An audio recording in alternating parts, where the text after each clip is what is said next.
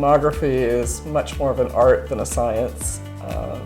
My patients, I always try to listen to them because intuition can be very strong and should override a lot of the, quote, science that we do.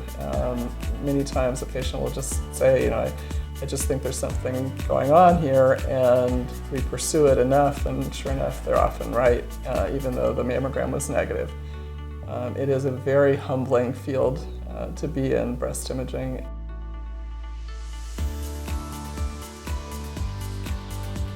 We learned from the Akron trial that I ran for many years with Avon support and NCI support that ultrasound improves the detection of invasive cancers much more than mammogram alone.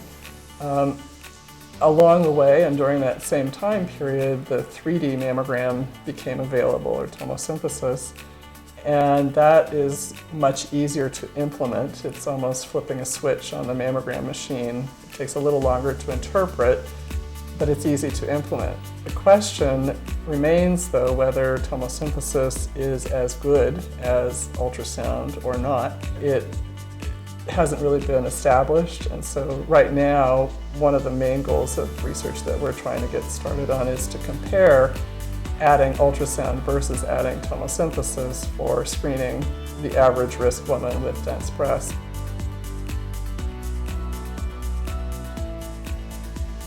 DenseBreastinfo.org has a lot of information, hopefully in digestible form for both patients and providers, that is based on the literature, based on our knowledge, and should help women to identify the risk factors, to know whether they are high risk and should have an MRI.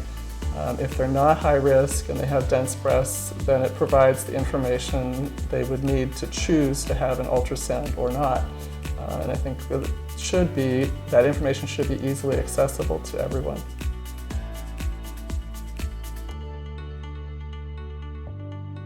It's a great honor to receive the Pink Ribbon Award, especially from Pat, who's been a real crusader for women's issues, particularly with respect to breast cancer and breast density. This is an issue that's been near and dear to me for many years. My mother was diagnosed with breast cancer when I was in high school, and her cancer did not show on her mammograms. And I've been aware of the issues around breast density since that time, and have actually been trying to solve that problem throughout my career. I'm so lucky to be in a position where I feel like I can make a difference and change practice and improve the world for both the patients I take care of and women in general.